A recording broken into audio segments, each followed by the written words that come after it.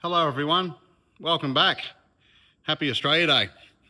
Now a little bit of a late change of plan. I was hoping to do just the standard video update tonight and bring you up to speed on what's happening on FTR3 and the Stone Brothers Falcon and obviously the Super Cheap Auto Falcon, but we've had an opportunity pop up that we're going to take advantage of.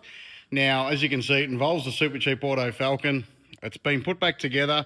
There's been a lot happen to this car in the last 48 hours, which I'll bring you up to speed on. As you can see, it's polished up. It's looking $1 million.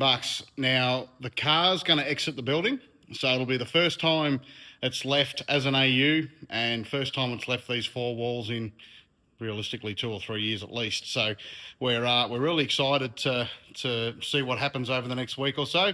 Now, what we've got planned, I can't tell you just yet, but I certainly will as soon as I can. I've just got to keep it under wraps just a little bit longer. So given this whole opportunity was very last minute, I've had to call in a couple of mates to give me a hand for the last day or so, and we made a lot of progress in a short amount of time. Now, as you can see, the car's had the full Bowden's treatment, and to be brutally honest, it's still happening as I'm talking to you, but yeah, you can see it's come up really, really well. The car presents beautifully, so we've, as this video goes to air tonight, we'll be still going, and we're attacking the inside of the car just to tidy it all up. Now, it's not just the cosmetics that have been done. The car's got to be able to be run. So we've got the engine tweaked up a little bit. It's got brand new brakes, brand new rotors. There was a little bit of an issue with the rear brakes on the car. They were a little bit inconsistent and we found a heap of gunk in the rear brake lines. That's all been pushed through and cleaned. New fluid. Obviously, it's all just built up from sitting around for so long. So that's all been done. So the car's at a point now where, you know, it can be fired up and have a bit of fun with it. Now, one thing I will show you too, we've got the belts are all in the car, all secured in, brand new seats mounted up, and all the excess belts we've just rolled up there so we can adjust them as we go. So by having some extra help over the weekend, I did find an issue with the car and it's been there the whole time and I've missed it.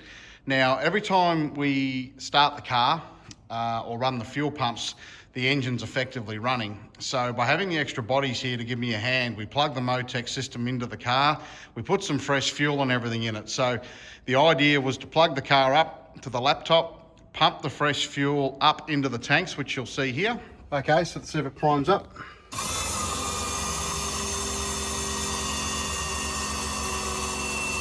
Okay, shut her off. Yeah, you can actually hear the little facet pumps now. Yep, go again.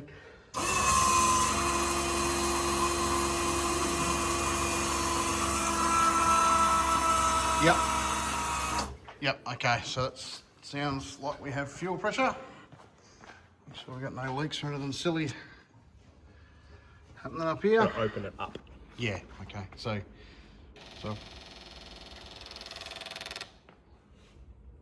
testing injector. Turn off. Yep. And then after that, it built up fuel pressure and we could run the car. Now, one of my mates was sitting inside the car and said he could smell fuel. Now, every other time these fuel pumps have been running, the engine's been running with it. So obviously the exhaust is just there, so you've got a heap of exhaust fume coming out, swirling around the shed. You just naturally assume that the smell is coming out of the exhaust. We had a bit more of a look, and what we found was that the fuel lines on the inside of the firewall, so that's where they connect and go through to the engine to the fuel rail, they go through the inside of the car. And what we found is there was a tiny little leak up under the dashboard, so the fuel lines run all the way front to back inside the car, and there was a tiny little leak up under there. Now, obviously, every other time that I owned the car that the fuel pumps have been running, I would have had no idea of isolating that or even smelling it with everything else going on. So it took a little bit to fix it, but we got up in there and got it all sorted out.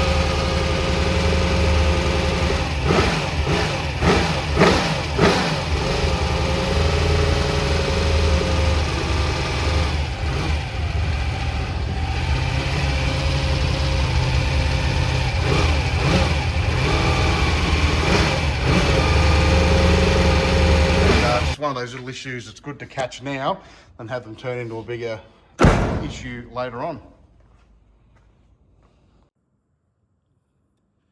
So we'll push on into tonight on car 31. And as I said, this last minute deal that we're trying to put together, it really hedges on this car being ready to go and loaded tonight. So just with work and all other commitments, we have a really limited window. So we're going flat out. As this goes to air tonight, we're still full steam ahead trying to get this car ready to rumble. And once we know that the planets have all aligned and it's all definitely going to happen, I'll share the details with you. And I hope you enjoy seeing it all happen, and which will be another exciting chapter in this car's restoration and bringing it back to life. As far as everything else that's going on, the super cheap FTR3, I'll start again. I did have some details put together on this car for this update. I haven't had time to edit it, so it'll be pushed back into next update. As you can see, rear bar, front bar, there's been a bit happening with that car. And BA1, we found some bits and pieces as well, which are unique to this car. It was a Stone Brothers thing that they did back in the day. It was removed from this car many years ago, but we found it, we've got it, and it'll be reinstalled back into BA1. So we're really excited about that, and I'm looking forward to telling you all about that once we get time to do so. So tonight, I'm just going to leave you with, there's some footage of FTR3 in action, Neil Crompton behind the wheel. Reason why I've selected that tonight, we put a Facebook post up there a few days ago about the rumour mill suggesting Neil may have called his last race for V8 Supercars. There's a fairly passionate response to that, which is exciting because it shows the sport still matters, it's still alive, and it's still in people's minds. So, and ironically, a similar thing happened to Mark Larkham a few years ago, and he ended up, obviously, he's still there today. And in this piece, both Neil Crompton and Larko are in this piece together doing effectively commentary around the track. So this is FTR3 in action with Neil Crompton behind the wheel. I hope you enjoy, and we'll push on here tonight. And I look forward to having more for you as soon as I can. Listening to me throughout the year with the inside line, so today I've decided to bring along a couple of Ford mates to help out. We've got John Bow and Mark Larkham. So without further ado, let's fire up the beast and we'll tell you a story.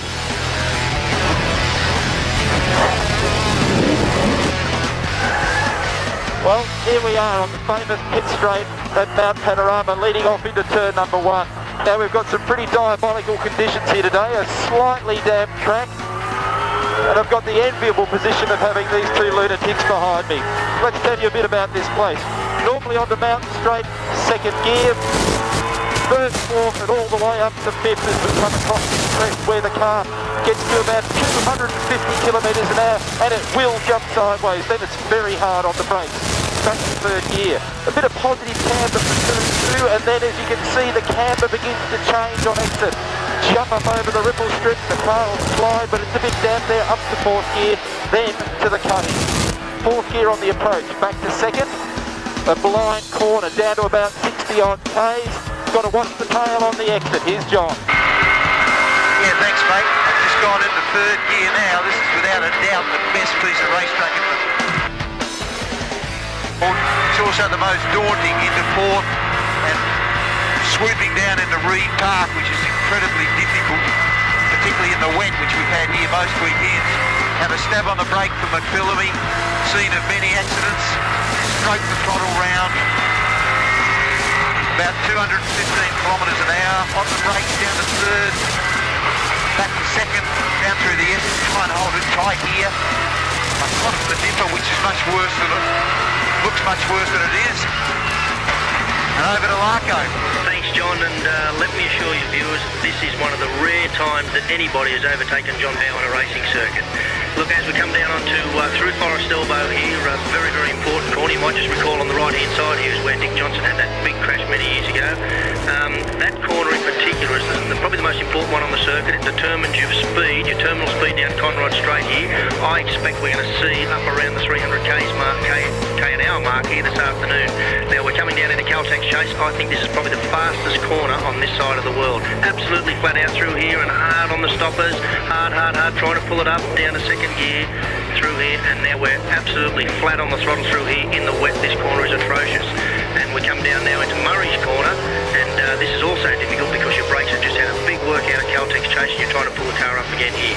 Second gear here here for Murray's Corner, and as we round this corner, this is where we sight the checkered flag, and I can tell you I really want to be the first one to see that this afternoon. Well, there you have it, a lap of Mt Panorama, and as I said at the start, there is no other circuit like this one. It's 161 laps. There's over 50 different entries, well over 100 drivers.